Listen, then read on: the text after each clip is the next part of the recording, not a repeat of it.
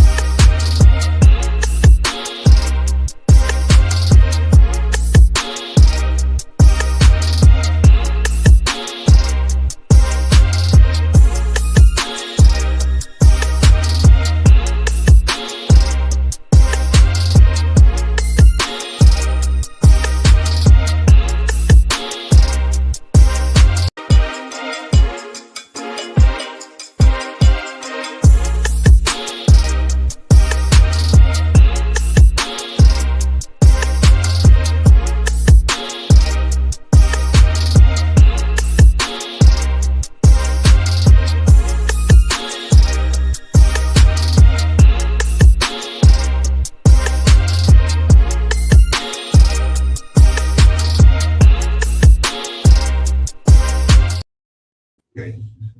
Let me see. All right. This is this one. Say something. Something. Okay. Party people. It's that one. Okay. Welcome to the Tampa Bay Breakfast Club. I'm your brother John. And this is Qiana. This program is being brought to you as part of the New Image Project at the Community Development and Training Center, aka See That? See that? And we like to thank y'all for tuning in and helping us to redefine what's cool, because smart is The new gangster. baby. And if you don't know, now you know. now you know. And now you know.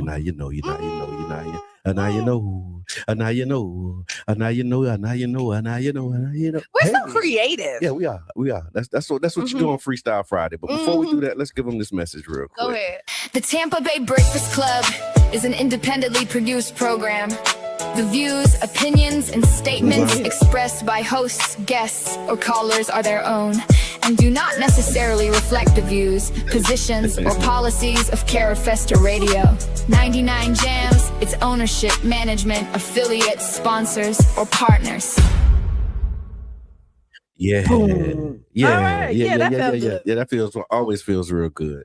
Man, so Freestyle Friday. It's graduation. Graduation It season. started. I love to see the graduates. It started yesterday. Yeah. Okay, the graduation. Boca Ciega. I know Okay. Boca Ciegas was yesterday. I did see Boca Ciega. So right now I'm missing Gibbs. Okay. Gibbs started at 7:30 this morning. Okay, yeah, my daughter was going to support a friend of hers that was graduating. Tomorrow, no, these are the ones that I'm invited to. Okay, gotcha. Tomorrow, Lakewood at 10. Okay. Are they back at the Trop? They back at the Trop. Okay, that's what's They up. back at the That's Trop. what's up. Okay.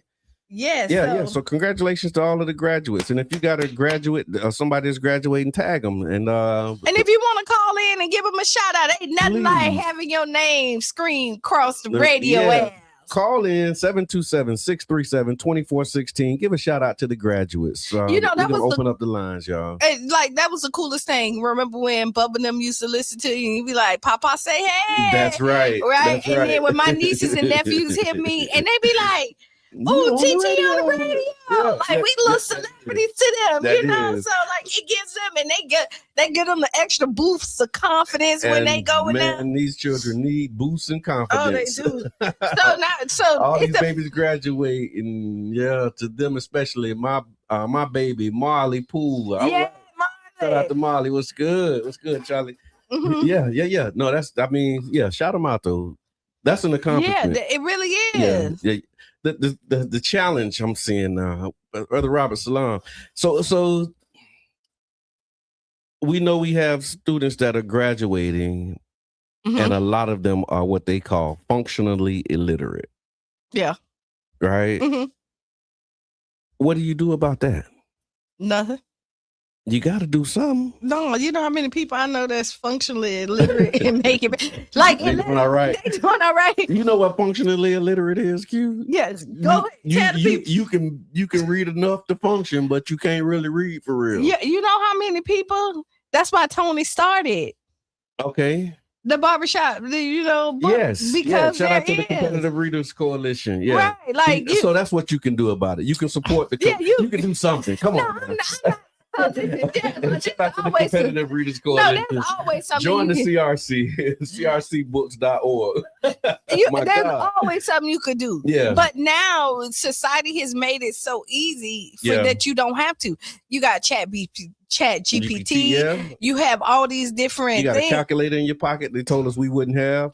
You know what I mean? You don't have to show up to nobody's job because you can work from home. You don't have to interact with people.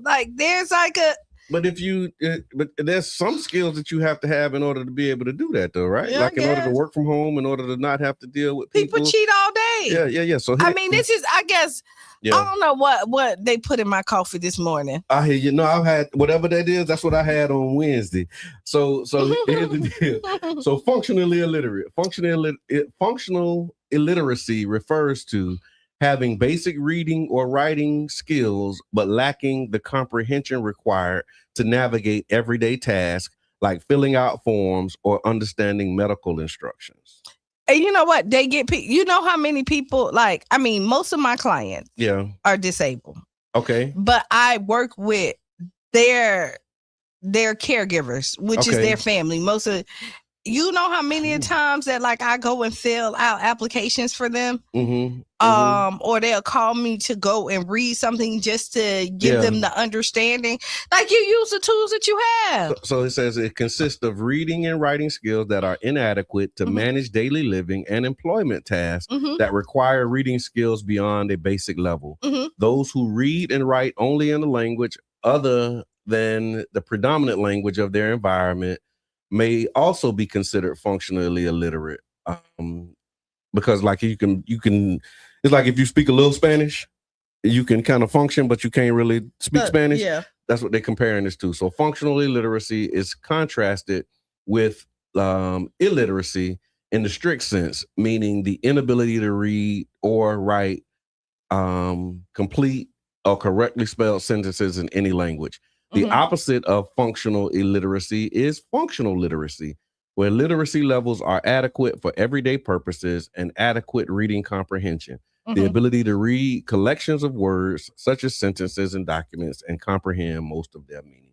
But they were saying I think it was 75% or something ridiculous of the graduates were functionally illiterate. Okay, can I say this? Yeah. Because we're talking about It's this Freestyle because Friday, it is Freestyle Friday. Yeah. All right, and I'm finna call this out because you was tagged What's in good, it, right? Yeah. We ain't talking about literacy no more? It is literacy. Okay. It is. I got you. With this Trump, this whole Republican versus Democrat tagging in. Remember the post that you put? Okay. You is Chat GPT in your answers. You do not know nothing about that for real. Okay. I just want to say that. On which one now? Because I got a few things on my time. Oh yeah, no, I tagged them. I was having fun. No, they tagged you. They just tagged you in and just went in. Okay. Like, it's so much fun though because they take it so seriously. It does. That's the thing with me. Like they really be serious about their Trump stuff, and I'm like, man, that stuff is so laughable to me. It is very laughable. Yeah, but what I do hate, but it's serious to a lot of people. No, you want me to tell you? But where I am in my life, man, when I see people want to argue with me about Trump and Democrats and all of that. I ain't trying to argue with you. You mad. You big man. I'm gonna start doing that. Hashtag big man. I swear I'm not arguing with nobody, man. And this is the thing. Okay, and I'll say this, and you could tag Norris, tag whoever in it. Yeah, tag them. The we love y'all. And the thing is, I love them. They're my people. Yeah, like, my people. You know what I mean? And that's what makes it so fun because like I know them for real. You know what I mean? These are not people who I don't know. Like I know them for real. Can you tag them over there? And we cool. And so I got to do it on my phone. I could have did it on my phone. Okay. Yeah. And so it's just. I didn't see the most recent post though.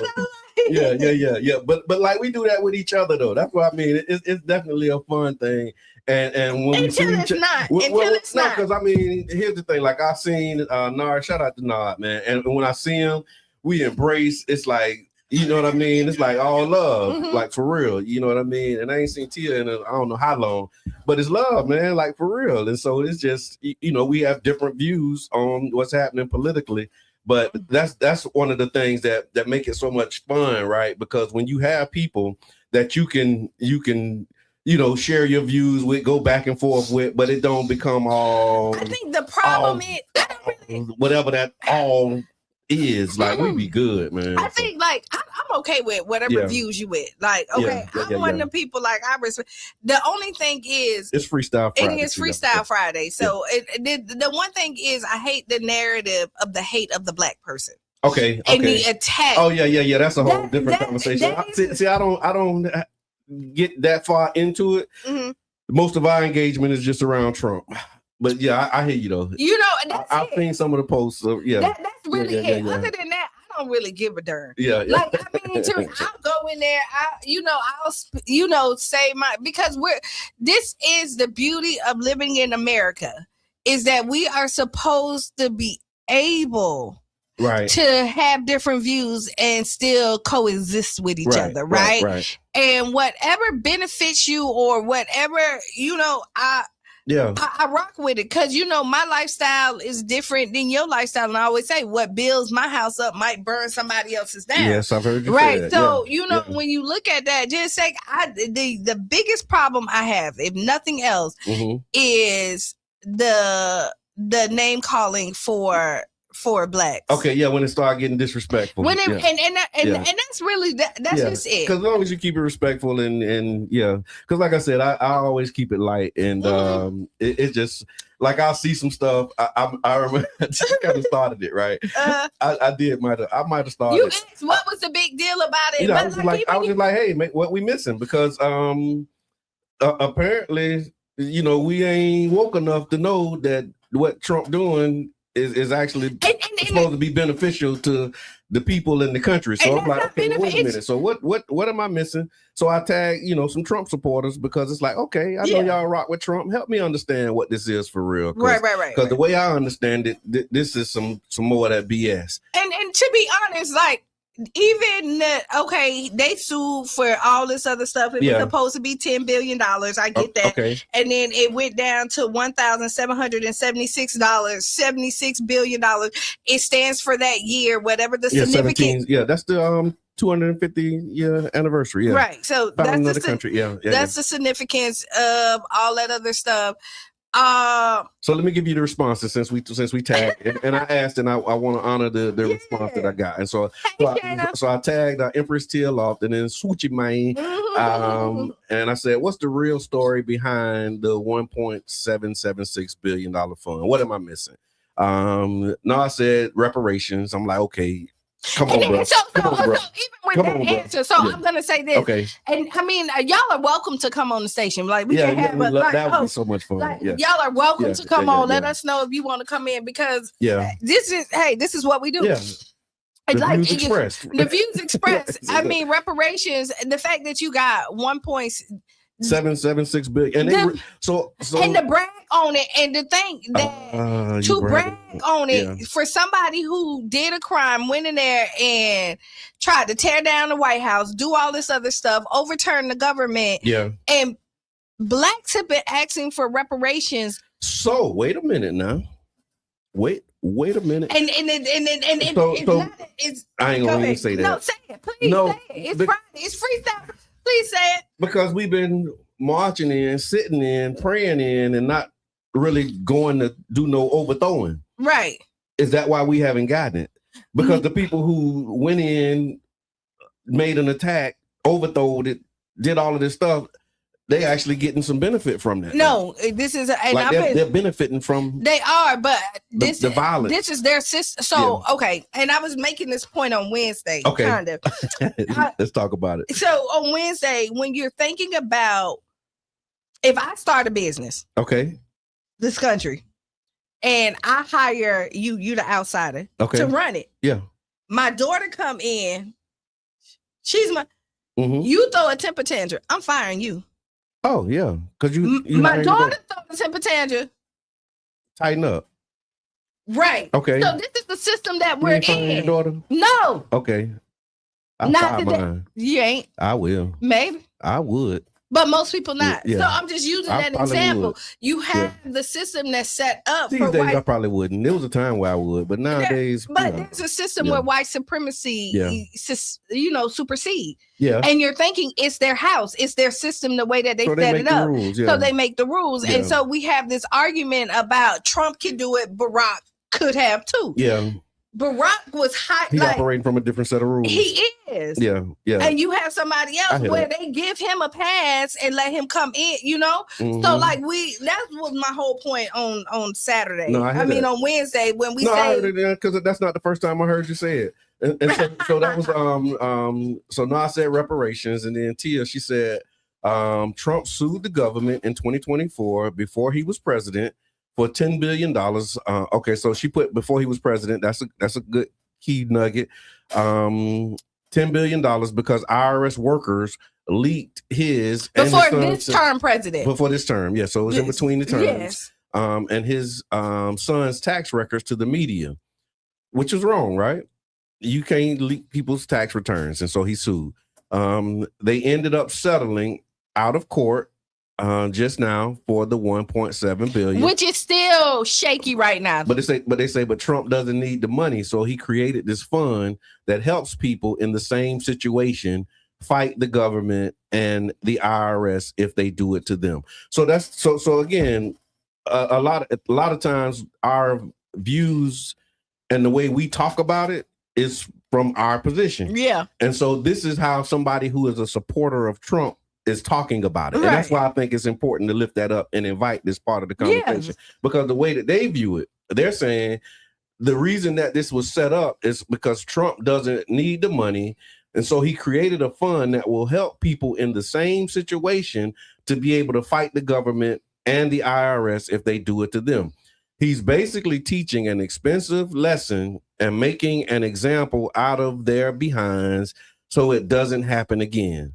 That's kind of the Trump supporter. So, but this is the thing is if you can make an example and if you really was about because whites they already was giving these advances. Okay. Right. We know that redlining exists. You know that there was, you see it still in the banking system and all that. You see where there's barriers still that happen. If he could have did this $1,776 $1 billion to do reparations, why is it so hard to honor what you said that the families blacks could have gotten? I think it's a couple things, right? So as I'm thinking about it, this particular case is in one department, right? So he's suing the IRS. That's a department of the government. Well, yeah. That's debatable too, because I think the IRS might not be part of the government. Like that's a whole nother ball of wax as well. So it's a particular entity, because if you think about reparations to Black people, right? We would have to sue multiple departments, because you got like the housing and urban development. No, forget that. Hold on. Go ahead. Because so the example that he's doing, okay, I'm suing the IRS, settling with the IRS, and I'm setting up a reparations fund for the people who have been injured or harmed by the IRS. That's one department. But then you think about, like, with Black people, we could sue the IRS, we could sue the Department of Health, we could sue the Department of War, you could sue the Food and Drug Administration. Like, there's so many different departments. And so if there's a lesson to be learned, maybe instead of trying to get reparations from the whole government, maybe we start with parts of the government that we can clearly point to and say, well, the housing and urban development, department, like we can actually track that, trace that, and here's you can calculate the amount of the damages and say, okay, we suing y'all for this, but we'll settle for this. And we'll settle for, I get it. And then you move on to the next department. But here maybe we go. That's the lesson that we can take away. But all the money that Trump just got, because he don't need it. He could have just said, I'm giving this to Black folks. Oh, but that ain't what he did it for. No, I mean, I'm just saying. Yeah. Like, he made the rules on what he did, it's or money, he right? could. It's his money. Yeah, he like can do if you win a settlement, you get, you hit can by a car. you can do as you please with your money. Yeah. But and what he pleases to do is to, give it to his base. That's what he's doing. But I want to see, like, and as hard as that base go for him here, I just want to. Are y'all gonna apply for it? Like what? How you do apply? I don't know. I went. You been wronged by the IRS all the time. What's up? Come on. I've been wronged by the government, because he said people. That's why I said I've been wronged by the government. Like, specific to. So let's all fun now. So if you've been also here, y'all people in the back, let's try this. If you have been unjustly done by the IRS. If somebody, not even the IRS, because the people who got arrested for January 6th, this wasn't the IRS. This was just the government. The politics went and attacked you and did something. So listen, so that's the criteria? So if you've been wrongly arrested, okay, right? If you feel like you have been targeted, and happened to me, like if you think that you have any disjustice have happened to you, let's go and apply. Brother Bradley says what they can get legally is $1,000, and it's not enough for 1.8 billion. I'll take the 1,000. I mean, those stimulus checks. Yeah, listen. And some people call that reparations. So listen, y'all, we gotta take a break. And then when we come back from the break, we got a lot of things that we want to talk about, some big topics. And so there's some good news coming out of Clearwater, out of the Clearwater CRA. There was also this teacher that hung the black baby doll. We want to talk about that. There was a woman who put a hidden camera in her son's hair. We're going to lift that up. And then lots of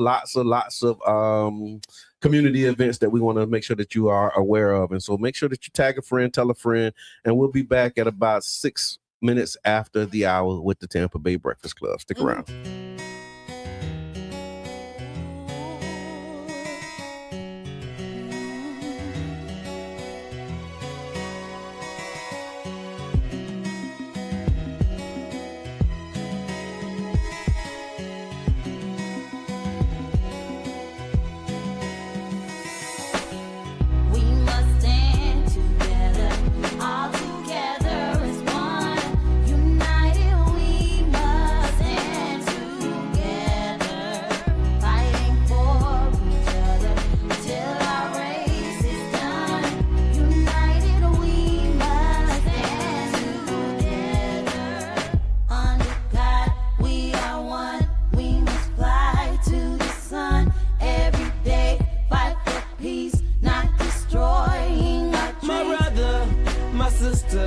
I got love for you, no lie.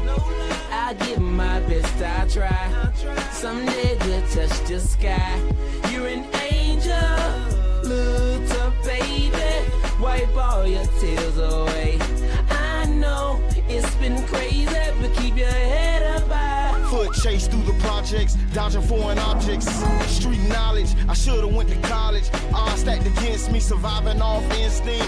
3 blocks from the precinct. Lil' homie caught a case, others lost family members. Product of his environment, projects produce violence in the middle of the streets, cause that's how we eat. Just I rap about the trap don't mean I ain't about peace. We must stand together, all together as one. United we must stand together, fighting for each other till our race is done.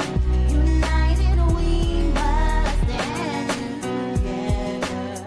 Under God we are one. We must fly to the sun every day, fight for peace, not destroying our dreams. Peace in the streets, love to my brothers, love to my sisters. We all need each other. Children need their mothers and they need their dads. Taking a life that don't make you bad. The fact that you do that is so sad. Pocket watching, plotting on another man's cash. Pick up a book instead of picking up a gun. Increase your knowledge and that'll increase your funds. If everyone succeeds, then crime would decrease and people would live instead of resting in peace.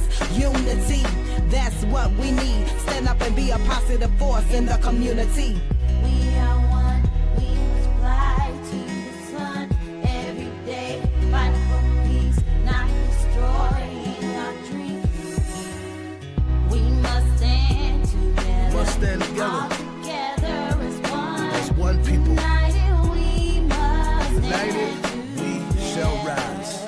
fighting for You fight for me till our race is till we done. see God. United we must United stand we will rise. together. Clap with me. Under Clap. God, we Clap. are Yes, one. sir. We must Clap. fly to the Clap. sun. G beat on the Every track, day, man, and I fight mean this. for It's from the peace, heart. not destroying Back and our forth to dreams. prison, cause my position in the ghetto is wishing. My dreams was in my hand, man, instead of so distant. Violent crimes on my record, showing judges I'm reckless. Guess they think I'm rich and young, like Young and the Restless. Every time I see a young brother rich in peace, got to be the only time when I watch TV.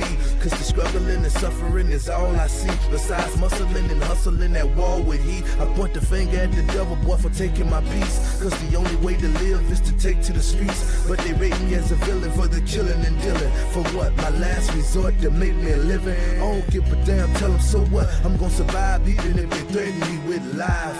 The arms of poverty held tight, making life a fight. But in the sky, we got to unite. Keep your head in the sky. We must stand together, all together as one. United we must stand together, fighting for each other till our race is done. United we must stand together. Under God we are one. We must fly to the sun every day, fight for peace, not destroying our dreams. We must stand together, all together as one. United we must stand together.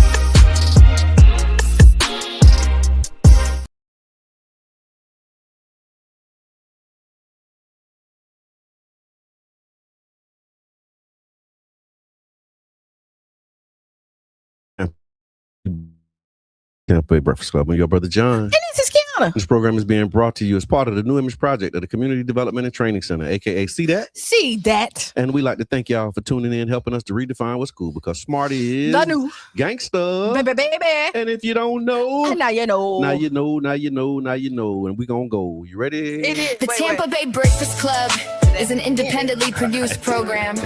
The views, opinions, and statements expressed by hosts, guests, or callers are their own and do not necessarily reflect the views, positions, or policies of Carafesta Radio.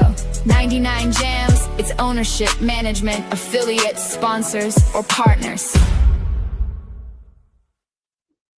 I can. Okay. You All like, right. okay. And just like that, we also want to let you know again, before the break, we were shouting out the graduates. And so if you got somebody that's graduating and you want to give them a shout out, give us a call, 727-637-2416, or put their name in the chat and we'll shout them out as well. But graduation is a big deal. Congratulations, Marley Poole, on your graduations, and to the parents of the graduates. Because it is not easy. No, it's not. It's not. And then we were also talking about this 1.76, basically $1.8 billion. You know what? It's Freestyle Friday too, right? Let me just I want to take Tiffany's question. She said, my question is, did all these people that stormed the Capitol have the same tax issues though? And I know they probably did. No, so all it might of not them just be for couldn't. tax issues. That's what I'm saying. No, he's just making.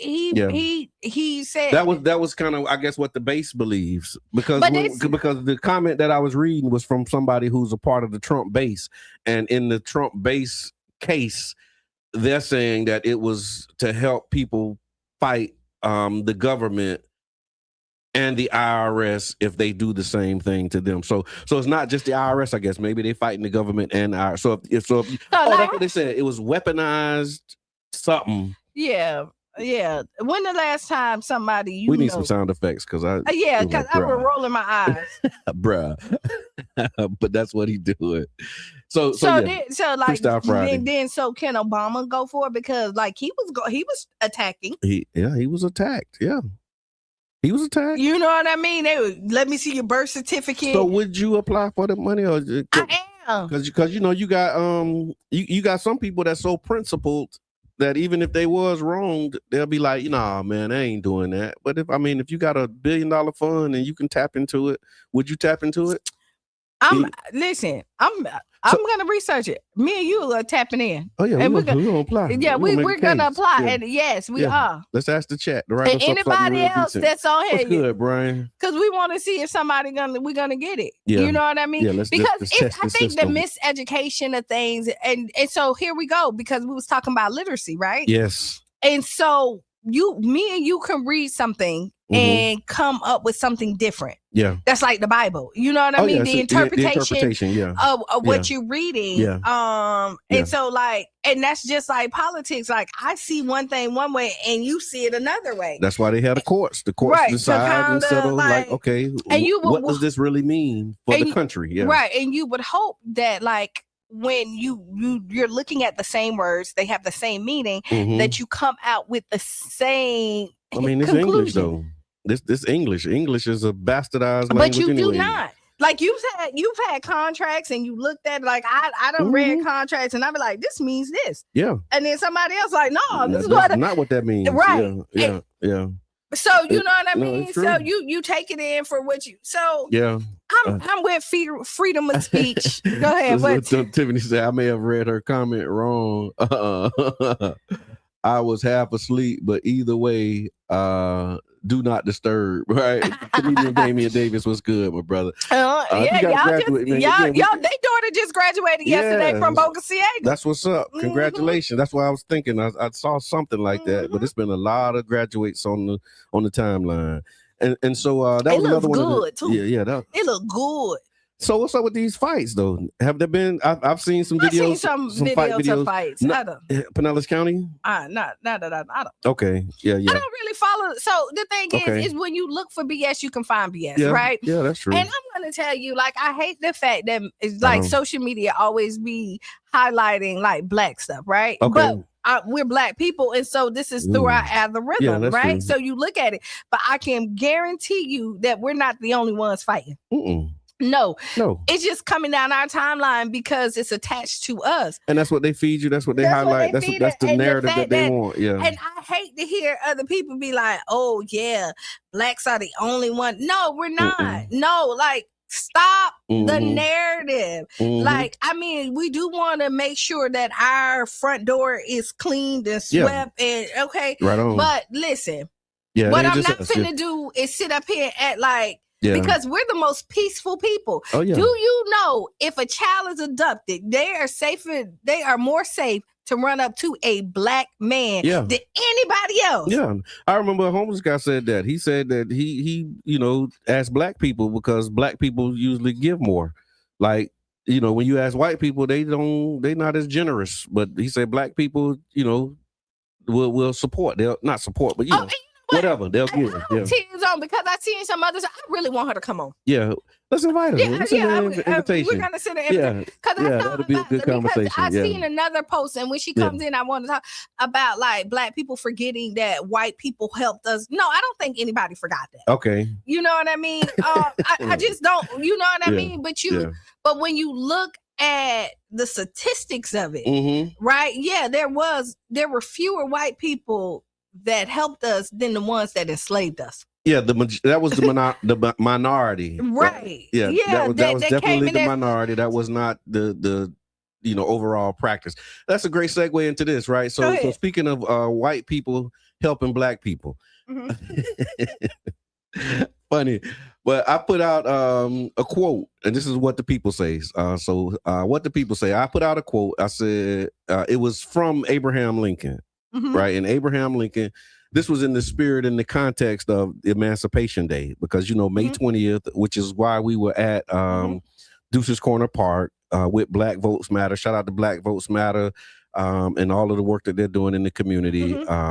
Deuces Live with the Voter Hub over there, Brunch Munch. But we were there recognizing Florida's Emancipation Day, which is May 20th. Of course, Juneteenth is one of the big ones, right? But the Emancipation Proclamation was issued, I want to say, January 1st, 1863. And so there's this quote from Abraham Lincoln back in 1862. And he said, in part, if I could save the Union without freeing any slave, I would do it. I just posted the quote. And when I posted the quote, it sparked a debate and conversation. People were talking about, history, context, slavery, political strategy, and how we remember historical figures. And it kind of was it got a little spicy. So there was one point that was saying Lincoln's primary goal was preserving the Union, not freeing blacks at all costs. That was kind of my position, right? Like when we listen to the history and it's told to us, it was like, Abraham Lincoln freed the slaves and all of that stuff. The reason that he did that was more like, it was a selfish reason. It was his political expediency, and it was in the best interest of the whole. It wasn't like, oh, you know what, they doing them wrong. It wasn't like he had a heart for black people and he wanted to end slavery. It was like, look, we got a problem in this country and black people are a part of this problem, but we got to try and keep this thing together. So how do we keep this thing together?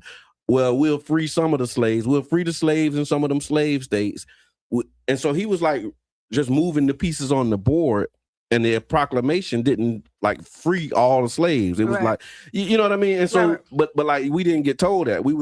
They made it seem like, they tell us all of the bad history and all of the stuff that white folks did. And then they get to Abraham Lincoln, and now this is a good white man who was like, okay, enough is enough. Let them people go. And that's just not how it happened. And that's what I was trying to, elevate and lift up as a part of this conversation. Okay, so I'm going to say this. Sounds like a decent leader to me. Not definitely a good person. Okay. But a decent leader is because you take your self-interest. Like, I don't care if y'all enslaved, but that's if really I could do it without freeing y'all, I would. But you know what? I'm the leader of this country, so you know what? Yeah, I got to do it. So here we go. I'd rather have a leader like that. Okay, that makes compromises and do stuff that they don't. You don't have to like me to make sure I'm treated right. Okay. Because I don't have to go to your house. That means that I'm never eating dinner at your house, because I know that if I come to your house that I'm probably mistreated. Okay. But if I'm running a company and I'm doing something, every time I see a black person, my skin may crawl, but I still want to make sure that I pay them equal wages because I'm running this country. But see, that's the thing. That wasn't what he was trying to do. But it don't matter. That ain't really what is. So it was like war strategy. It was economic pressure.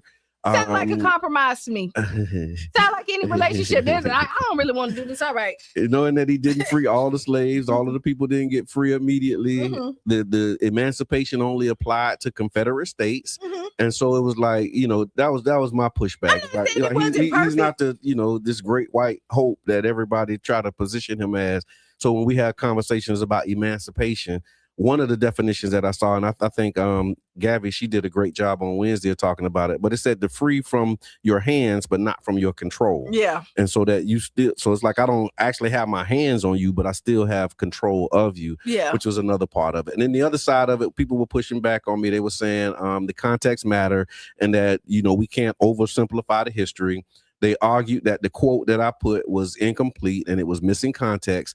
They said Lincoln personally opposed slavery and he was managing a civil war and he was trying to keep border states from joining the Confederacy. He had already drafted the preliminary Emancipation Proclamation before writing that letter where he said that if he could do it without freeing the slaves, he would. So maybe that was him appealing to that part of the country as well, because he had another part of the base. That sounds like a real politician to me. That's exactly right. Sound like a real, look, hey, y'all, if I could do this without freeing them, I would. Maybe that's the people who don't want them to be free. Right. And then on this side, I only said that because because his vice president was a Southern Democrat. He was, what was his name? Andrew Johnson. And he was one of the most virulent racists. Yeah. You say he was severely racist. He was just like totally. So I don't even know how that even happened. But it was, you know, it was the same thing with Kennedy. Greed. Yeah. Greed. Like if you think about Kennedy and Lincoln, a couple things that they had in common, a lot of things they had in common, but their vice presidents were both Southern Democrats, right? And so when they were assassinated, the stuff that they were advocating for, you start to see the trickery and the foolery come in. But you want me to take so I'm gonna say if I'm running for office, right? Okay. And I stand 100% over here, I would probably get somebody who got a couple of different views than me. Okay. So it can appeal to the people that I want. Yeah, I mean, but this is why I won't run. People always ask me, like, why you won't get involved because I'm very political. You know, I love the behind the scenes. You know, this is ingrained in my DNA. Like, I'm a fighter for people. Right. You know what I mean? Right. But the games that you have to play to get what you know what I mean? I'm just No, and again, this was one of the other pieces too. So like some of the bigger themes that came up under this conversation was how history is taught, and so how they simplify the narratives in school versus the deeper historical complexity. And so when we talk about this oversimplification of history, an example of that is Dr. Martin Luther King. Yeah. How they just reduce him down to I have a dream. Yeah. Right. And when you hear about Dr. King, if they say, what do you know about Dr. King? They would say he had a dream. What do you know about Malcolm X? By any means necessary. Right? You know what I mean? What do you know about Rosa Parks? She was a tired black lady who that sat on the bus. Yeah. Refused to but get you up. don't know that she was the secretary for the NAACP, that this was planned, this was strategy. It wasn't like just one day she just was tired. And then they knew that she was gonna do it. They knew she was gonna be arrested. Why they got cameras there taking pictures of Rosa Parks getting fingerprinted? Yeah, they are. If she was just some random black lady who said, I'm tired today. Yeah, because you don't think, do you really think that she was the first one that said, I'm tired today? We know she wasn't. Right. And then what society does is the oversimplification. And then they want to play Malcolm X and Martin Luther King, right? Yeah. And like you got to choose, And what they both got in common, the government killed them both. Yes, they did. And they was, not even 40 years old. These were young men. So just think, whatever they were doing right. Yeah. And they both couldn't been too far from the mark. Yeah. Because again, the one thing they have in common, regardless of how you say it, is the government killed them both. Yeah. And then so those were things that came up out of that too. So it was talking about the oversimplification of history and how it's taught.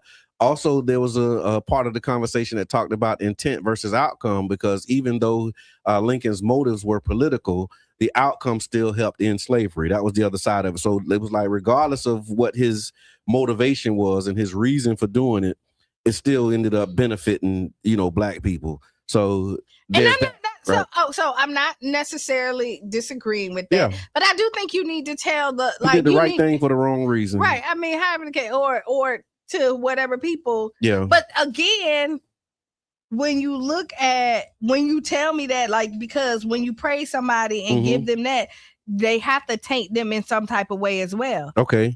Depending on who they, especially when somebody's doing something for us. Yeah, I saw, because this kind of took me down a rabbit hole when I was looking at it, because the comments and, what the people were saying about maybe Abraham Lincoln having like Black roots and all of that kind of stuff. And he probably was Black. But a lot of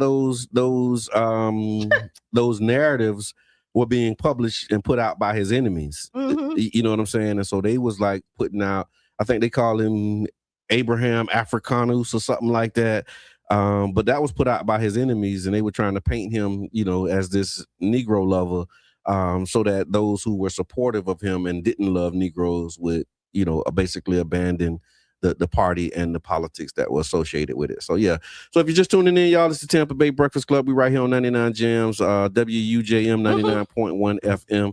And we want to remind you all that you can support the radio station. This is a community venture. And then we remain independent because of people like you. And so if you like to make a contribution, if you like to donate, or if you like to support, underwrite a show, any of those things, you can go to 99gemstheberg.com. And you can send us some stars too. Send us some stars. Y'all know what stars work. Y'all know what to do, man. So let's make it do what it do. The Black Noose. The Black Florida teacher. look, here we go. Another Florida man. Florida, and I might need to update the story because I think maybe something has happened since I got it. I think she might have been fired since then. But, but I'm gonna read it as written, and then if it needs to be updated, y'all can chime in, let us know. There was a Florida teacher accused of hanging a black doll by the neck in a classroom, and the parents were demanding accountability. So what had happened was parents in Hillsborough County, they're demanding answers after disturbing allegations surfaced involving an art teacher at Barrington Middle School. According to a viral social media post shared by a parent, a teacher allegedly wrapped a phone charger cord around the neck of a black baby doll and hung it from a television inside of the classroom. The parents say students questioned the teacher about the act, and the teacher allegedly responded that it was done, quote, to get their attention, end quote. The incident reportedly upset students across racial backgrounds, and parents are now calling for a full investigation and disciplinary action. I think, again, since this, she might have been fired since then. But, what's your take? It's inappropriate. Bottom line, I don't see what was the lesson. Like, I don't. You wrap a charger cord around a black baby doll and hang it from a TV. Yeah, no. Yeah, you need to be fired. You don't need to be in the school system. So yeah. What made you think that was a good idea? I don't like. What made you really think that was a good idea? But that just lets you know where it was Tiffany's birthday. Happy birthday. And LA birthday. It's both of their birthdays. Okay, happy birthday, happy birthday, LA and Tiffany. All in the comments. But yeah, no, so this question about education, right? How do you think schools should handle incidents that involve this racial symbolism like that and this culturally harmful behavior in classrooms? But we see where they don't care about how our black kids feel, unfortunately. Okay. We can see it. We see it when we look at like the history that's told by us, given to us, and like the trauma that they sell us about black people. The fact that a white teacher felt comfortable enough to do that lets you know that they feel that that's okay.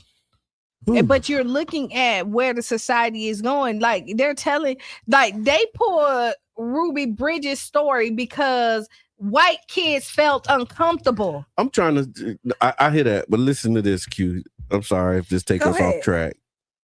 What was going on in that classroom that make this lady say, you know what? I got something for y'all. I'm finna hang y'all. Don't worry about it. Don't worry about it. What were they doing? That in this like y'all ain't listening. Oh, y'all saw this. You know what? I'm finna show you what'll happen to you when you walk outside. Like that's how I take it. Like you know what I mean? Like so, this is like they. I want to see what happened before the video. Right. Like so before they started recording. And what was her like when she did that? Okay. Oh, y'all don't want to listen. Oh, y'all think y'all. Oh, yeah. Or let's say this. Let's say they are she probably was doing something, and before that, and her response to, okay, you know what? Let's flip it. Let's flip it. Okay. What if she had Black students that knew their power? Okay. And knew how great they was, and their parents was successful. Okay. Right? And you in there, and now you have the white kids in there, and then I'm just flipping it because we calling them back. Sure. But now the white kids don't feel like they're superior over Blacks. So in order to do that, I'm going to show you. I'm going to put them back in their place. Put them back in their place. I got to show you like how it really works. Yes. Yeah. Because the lynching is symbolic, right? Because they stopped, lynching physically and just started doing it with laws and rules and regulations and restrictions that basically lynched and castrated either way it was a scare tactic, traumatizing for all the children. Amen. And that's what they said. And it was like the young man who actually recorded the video, they were saying like you can hear that nervous, uncomfortable laughter, but then after a while, like they was like, you know what, this ain't right. And then when he went to the office to report it, they said that she was like on his heels because he probably was like, I'm finna go tell. Yeah. And she trying to stop him. Like, when she done went too far, and she was like, wait. But you know what? To take the innocence of children. Wow. Because again, like at that, depending on what age they are, you know what I mean? They playing with everybody. Your friend. School. So middle school, you thinking 12 to 14? Well, yeah, you got some views in middle school, but yeah. But she said it was to get their attention. But they said wow. So what the parents were saying, according to the post, students documented the incident. Some wrote statements, and families immediately contacted the school administrators. Parents say they are concerned not only about the act itself, but how the district responds. And so they're looking to see like, okay, now that this happened and now that you're aware of it, what are you actually going to do about it? Because this could set, some precedents. Yeah. I just want to say it. Like, I would love for the governor to chime in. Okay. Like he chime in any other time. He probably gonna tell her to apply for that 17, that 1 point.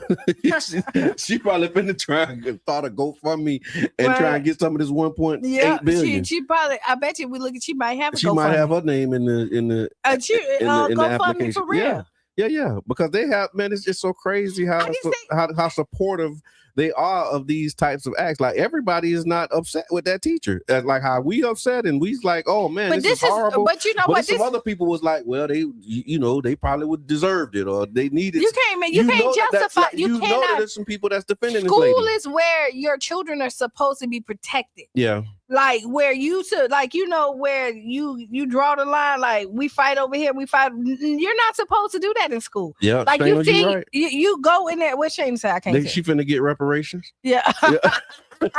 She absolutely is. I believe that she absolutely will.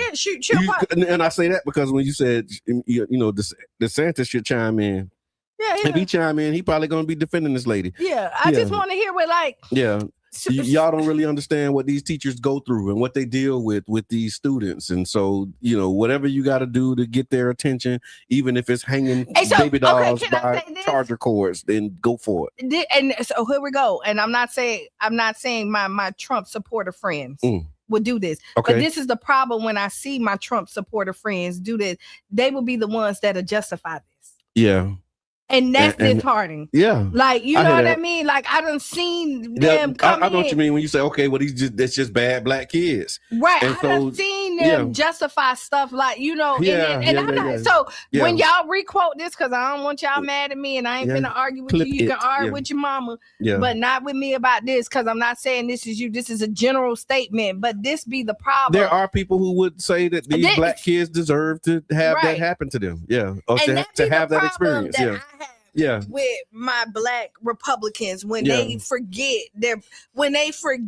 like you forget you black, and right is right. You make excuses for everything. Yes. Yeah. No, Other than that, so no, you're right. And then let me take some of the comments, and I want to go to another story that's kind of related. Similar. It is. Yubi definitely got their attention, just not the attention or response she wanted. Amen to that. You can't be upset about how people feel. I'm just saying the best thing you can do is know how people feel about you and move accordingly. Amen. That's true. Man, we can keep making excuses for people who choose that job, though. I'm not showing up to a place every day that I don't enjoy. And I agree with Qiana. So like y'all know I work in the field. One of my jobs is with people with disabilities. And I always say this is my labor of love. Right. Like I love what I do. This is the most vulnerable population. You know, they're nonverbal. Some of them can't talk. And when people mistreat them, like nobody made you get in this field. So if you're gonna be aggravated, that's like teaching. That's if like you any don't caregiver, though. I hate and you don't do it. If you don't care about people, then why would you be a caregiver? Right. And this is the people who that's like need people your work in help. nursing homes and but don't really like and then you want to go in there and mistreat them and all that. Why? Yeah, that's like true. Nobody there's not somewhere that says that you have to work this job. I just saw something that I thought might be good for you. I'm announcing it. I'll just say it here. But I saw Lindell Bright. You might not know Lindell, but Lindell worked for the city for 30 plus years, recently retired. And I saw him at an and he was talking about this the city committee. CAPI, I forget what the CAPI stands for, but basically the function is to help, advocate for changes for people with disabilities, right? And I think that that's a long way of saying that they have an opening on their board, and I'm gonna send you the link. Send me the link because like they need representation, and what he was saying was a lot of the advocacy around people with disabilities. He's been seeing some disparities in Black people with disabilities, which not surprising because we live in America, but it's something that I didn't think about until he said it, because he was like, even in the community with people who are disabled, you would think that, or special needs, it was like you would think that this is one community, but even within that community, the ways that they're treated and the way that the laws and things are written, it's kind of, and I'm like, dang, like it really you can't get around it. You really can't. And so like I tell you, like I found like a really good community for my consumers. But I'm the freckle. Yeah. Okay. Right. I've seen you. I saw some of them pictures. I'm the freckle. You all right? I'm the freckle. Elephants, and I'm like, I'm the freckle by yourself. But let me tell you, I wasn't necessarily received at first. Oh wow! Like it was a little hesitation. Yeah. But when they saw my love for the people, and now I'm the first person they called. Exactly. They was like, "What?" Because of the experience. But when you walk in at first, they like, everybody was kind of like, you know what I mean? But Lindell was definitely saying that. He was absolutely saying how that there are disparities and we need more people to be represented. But we on those are in the, but we treat them better than the other side typically. Like when you're going in there, and it's not a black or white thing, but I'm just saying, it's like a people thing for sure. It's really a people thing, and so like most of my clients don't leave. Right. I mean, like. And so in that same spirit, as we're talking about that, I'm the freckle. So there was a case out of Kentucky, and so it was a Louisville, Kentucky family says that they became concerned after noticing changes in their 6-year-old autistic son's behavior while he was attending school, because their son is largely nonverbal and unable to fully explain what was happening during the school day. His parents felt that they had no way of knowing whether or not their concerns were justified. And so what they did was they made a decision to hide a recording device in their son's hair. And what they said that they captured shocked them. According to reports, the recordings allegedly documented repeated verbal abuse by school staff members, including yelling, threats, insults, and demeaning treatment directed toward their child. The recordings eventually led to some staff terminations, criminal investigations, and renewed conversations about protecting vulnerable children. And so again, before they used the hidden camera, they said that they reportedly had observed the changes, seeing that he was being more emotionally distressed. He had more increased anxiety, behavioral changes, and he had a reluctance, with going to school. And so again, like most parents, would do, and especially if you have a nonverbal autistic child, you face this difficult reality, right? And so they said that they had repeatedly questioned the staff. They had, was trying to engage and was like, my son is not being himself. And they're calling the parent and saying, "Oh, he's disruptive. He's not." And they were like, "This is not my child. Like something is going on." And with so my I tell child. you, parents or any caregivers, when you feel that gut, like start to do your research. Yeah. Right. Follow your. And I saw a clip, and it was like heartbreaking. I couldn't even watch the full clip because it was a clip of the parent confronting the staff. Yeah, coming in. Did you see it? Yes. Oh my God. Interview that she came out and she was like, me and his dad stand together, but I'm gonna talk. My son can't talk, but I'm his eyes, his ears, and his voice. Yeah. Like she was, and I would be angry. And she was standing there, and you could hear how because again, you send your children and even your loved ones somewhere thinking they're gonna be cared for. You know how many, a lot of my client, one of my clients, I'll tell you, when I walked in and I met them, because I interview everybody. Like they interview me, we go through the thing. Not the freckle. But you know what happens is they were, before they got to me, they were giving up. They was like, oh no, this is not gonna happen. Because again, you have to trust the person. And you know how many people don't trust? Like you got to stay in their houses. They got cameras everywhere because they know that their loved ones can be mistreated. And that's what she was saying. She was saying like there should have been some cameras in the classroom. If you have nothing to hide, you know what I mean? But especially so is that a thing? Like, should there be cameras in all classrooms that are running all the time? Especially for, you think so? For not all. So I say especially for people with disabilities. Yeah. Because it's a special care. Like when you go to daycare, you got daycares right now that you can chime in on their cameras and see what's going on with your children, because your kids can't verbally tell you what is happening. And so like if I say, oh yeah, you can put a camera in that, go ahead, run with it, the likelihood of somebody mistreating them is slim, because they know because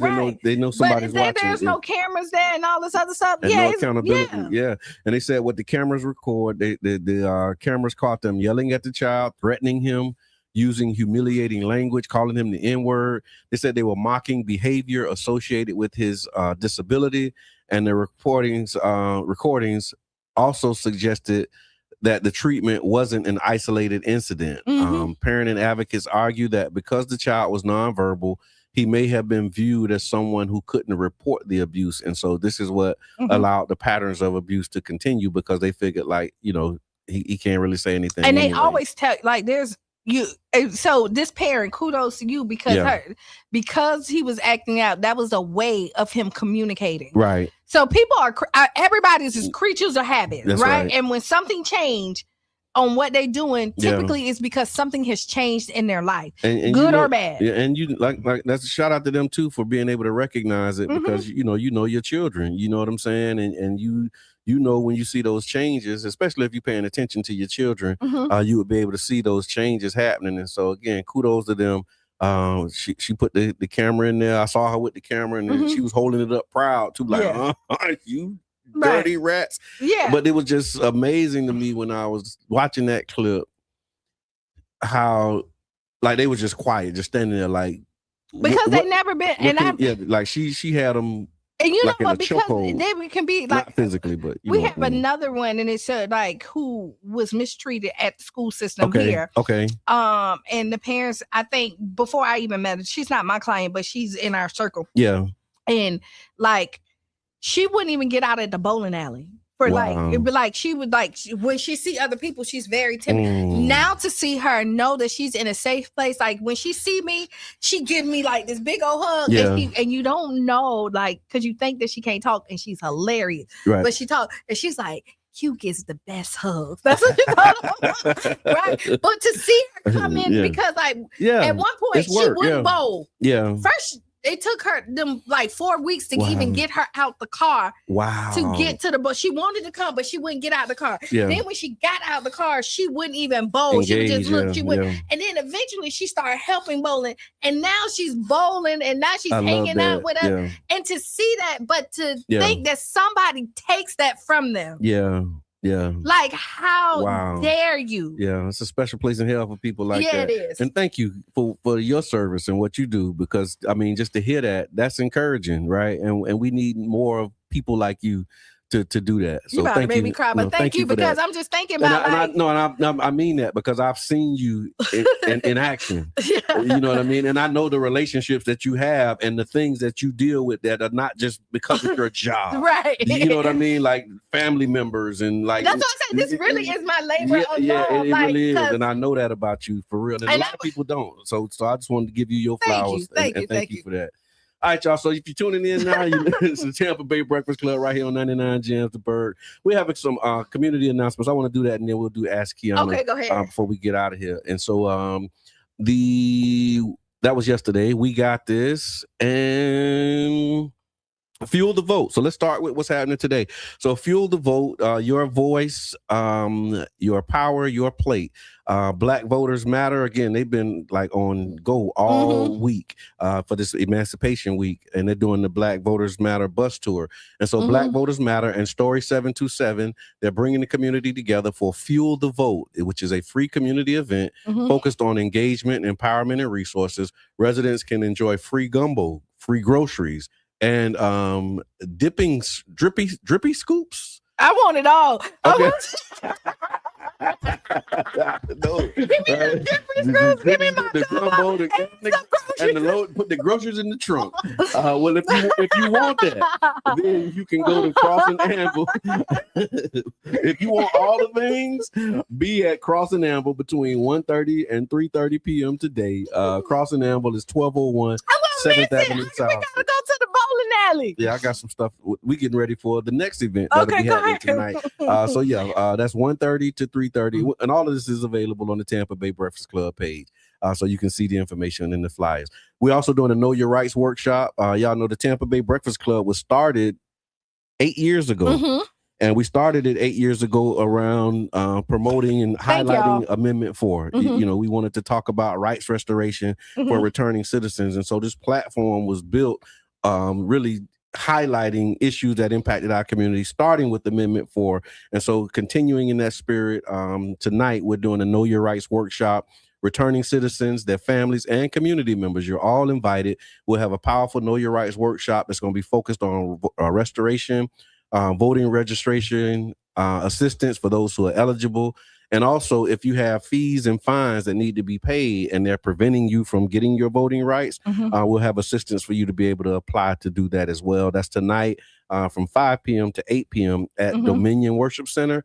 And that's 4016 12th Avenue South, right in the heart of Childs Park. And then tomorrow, there's a Florida legislative session debrief. And Equal Ground, and as well as other partner organizations, they're inviting community members out for a Florida legislative session debrief, where they're actually going to break down what's been happening in Tallahassee and Florida's legislative session, and explain some of these new laws and how they could impact residents. Because we hear about the big things and the headline laws, but it's a lot of stuff that takes effect like July 1st, and some stuff takes effect in October.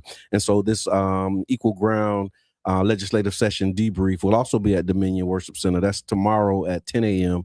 And so you can come out and learn about that. And then the last thing that I have here is the 2026 Hurricane Expo. So hurricane season is right around the corner, and community leaders are encouraging residents to get prepared now. Don't wait, because the storm is definitely on the way. We live in Florida, so it's going to rain. Hopefully we don't get no bad hurricanes, but we will be getting some bad weather. And so it's been raining. It has been. I like it. I do, but I'm starting to get concerned.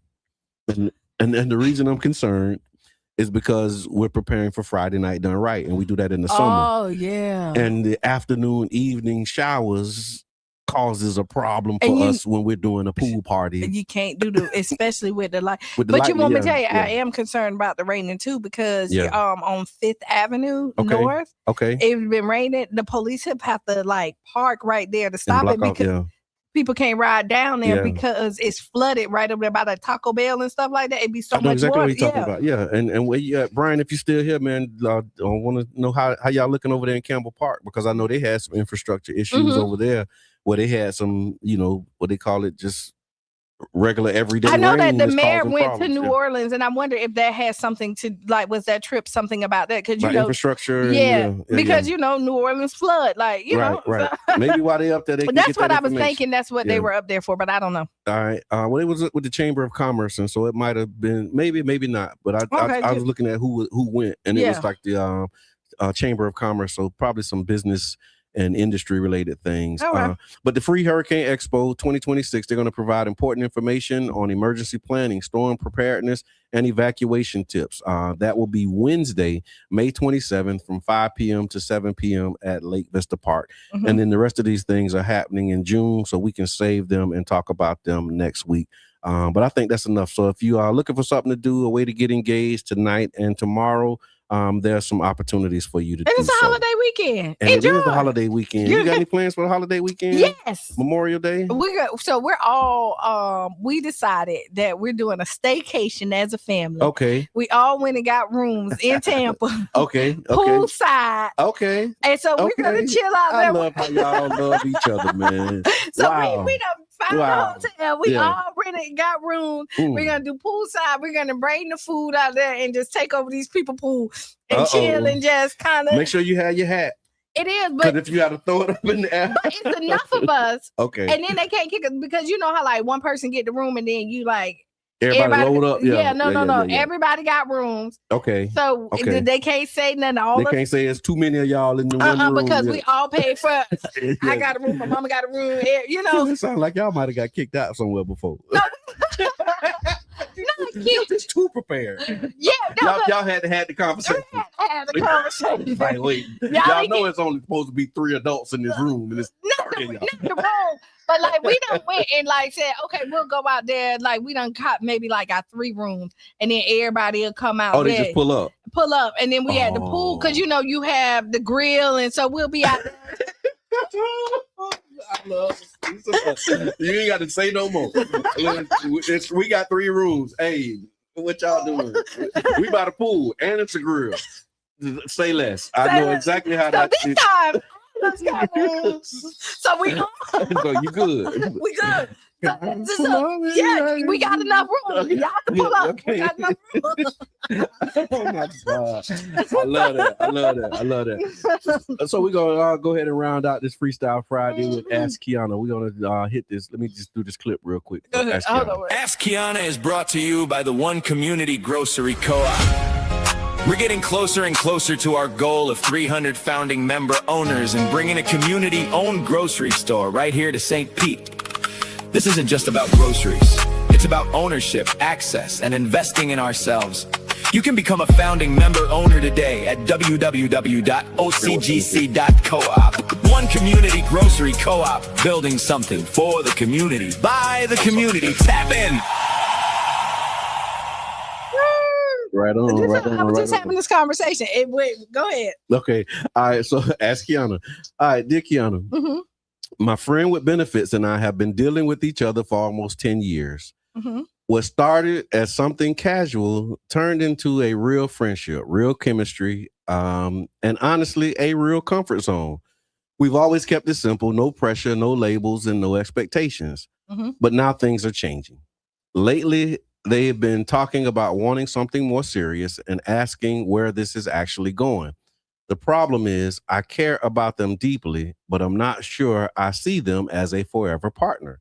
Mm-hmm. At the same time, after this many years, it's hard to imagine them not being in my life at all. My question, after nearly a decade, is it unfair to still not know if you want a real relationship with someone? And can a friends with benefits situation really stay casual that long without somebody eventually wanting more? No, it cannot. Okay. It's just, I'll tell you, regardless. So at the beginning, it can work, right? Mm-hmm. But the more time you spend with somebody, everybody catch feelings. Yeah. I mean, the depth of your feelings is different. Okay. The care, you can't sleep with it. Maybe we don't subscribe to all, but maybe you can sleep with them or be around them and don't have no. I just don't see it happening. I don't see that either. Like, let's be real. Yeah. But I always say, friends with benefits, situationships. Usually, somebody in and there. If you don't know what friends with benefits are, just Google it. Yeah. Yeah. If you ain't never heard it, then I don't think you should be listening to Tampa Bay. No, but for real, like I always say that it's somebody that's settling for less, hoping that somebody will eventually get where they at. Okay. And they will eventually. So you don't think that the friends with benefits agreement is like. It's not really, long term. Not a long term. No, it's not long term. And mutually shared thing. Okay. No, because somebody always likes somebody more. Okay. Like, or eventually, so just like you say, like you see something more in them, like, dang. But if you know that other person, because life contracts change, right? Feelings change. Okay, yeah, that's expiration. Like, you have to renew leases and all of that stuff. And, and like you might like, I don't really like that person, remember? And then you start hanging out with them, like, oh, they pretty cool. Yeah. And then boom, boom, boom, boom, boom, boom. That's probably how my wife felt about me. You know what I mean? Yeah. But when you realize that it's no longer like beneficial for both parties or somebody. The person that is not that invested in, I think it's your either party should then remove themselves from the situation. But that's a hard thing because you're always hoping that, tomorrow be the day. You ever seen somebody who sit up there and wait and be like, all right, when I, wait. And then y'all been messing around all this long time and then the other person get a person. Okay. And the other person like, wait, hold on, I've been here the whole time. Like, why not? Yeah, why you ain't make me your person? Right, because that person is waiting in line, hoping that they're next in line. Be the next person. But sometimes you feel like just the friend with benefits. Right. So like when you feel like you want more, and this is why you should be honest with people from up front, because either you save yourself the hurt and pain. So that's what Qiana put something like that in the comments too. She said, friends with benefits is never an agreement with both parties. That's I want to help me understand that. What you mean when you say friends with benefits is never an agreement with both parties? Well, like y'all ain't agreed that this is what we doing. You do agree with that, but what I always say, how does both parties not? You do, but somebody's lying. How? I don't get it. Because if you like, if we, I like you. Like if this is what we doing, this is what we doing. But we know this is what we doing. This is all we doing. Right. We cool. Comfort zone. Whoop-de-doo. I think it may but start then like I go my way, you go your way. It starts like that. Okay. But it can start. Is that agreement among both parties? It is. So help me out, Qiana, but if I think what she's saying, eventually, like somebody always want more. Like if I'm attracted to you and then we become friends with men, like you be like I'm looking for a boyfriend. Like let's say that. Okay. But like you say I ain't ready. Okay, cool. Yeah. So we'll just da. So again, I'm settling for less, hoping that you will get where I'm at. Is that the same thing as a sneaky link? Yeah, I've been hearing that term, and I don't know exactly nobody knows. I mean, it can be. That's like friends with benefits, but you're doing it where nobody knows. You ain't posted like nobody's supposed to know. Nobody's supposed to know. I heard a song or something like that. How could we get here? Oh man. So yeah, but Tiffany, I agree with you as well. She says the more time you spend with someone, you definitely catch feelings. And that's how you navigate those feelings. And then you be saying, I don't get it either. Yeah. And I get what he's saying. But yeah, somebody in the party eventually wants more. Okay. Than the other person is willing to get, typically. Okay. You know what I mean? Okay, so Qiana, she added some more context. She said someone is lying while the other part is expecting different results.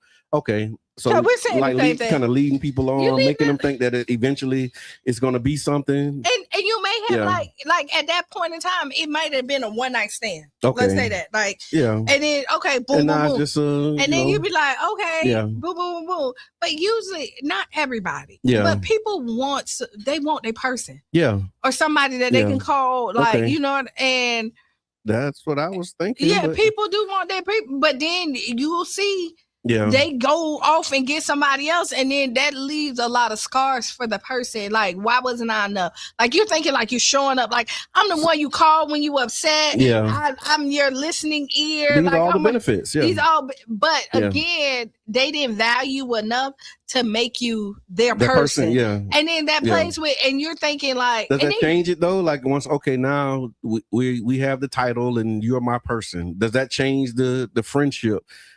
You know what I mean? Sometimes it does. Yeah, because now it's like, okay, like it's a real thing now. Because you and know then all what? of the stuff that come with, you know, that don't turn into like happily ever after, because now you was hoping that this person would be your person, and now they're your person. That's not the happily ever after. That actually sets you up for a whole nother set of because when they become the person, now there's titles and there's requirements. Right?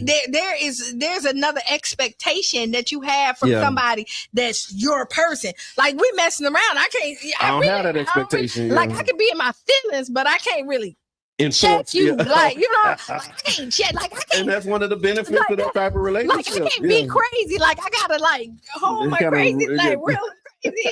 Now you my person. I just gotta send subliminals on social media, but I can't confront you directly. But now that you my person, I could be crazy. Right. What you doing? I seen that. Like, you know, I might not call, like, we just messing around. I don't hear from you. Maybe I call you once or twice. You my person. I don't care what you think. Yeah, I'm crazy.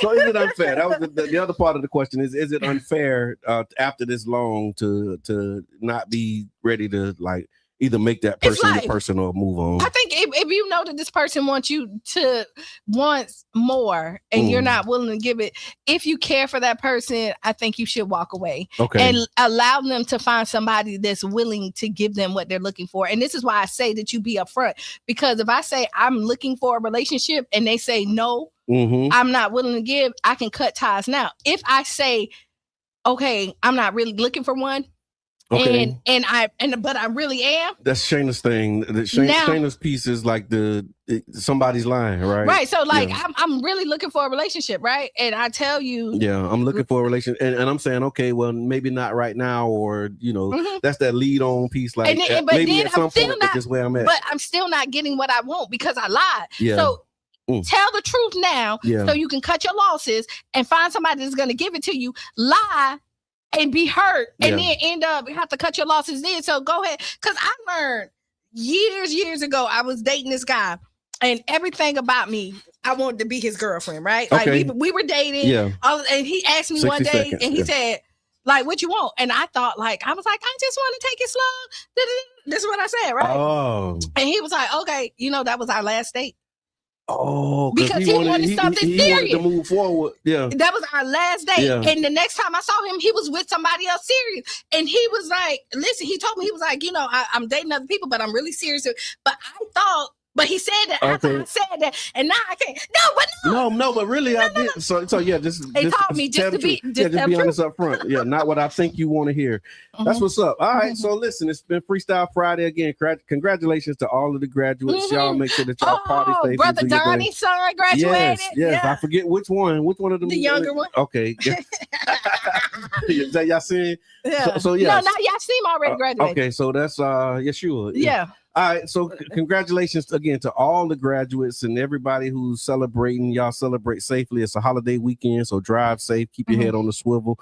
It's been an amazing program. Up next, Sister Hugh. Make you lose your shoes. Yep. And shout all around the house. This has been the Tampa Bay Breakfast Club. I'm your brother John. And this is Qiana. And we out.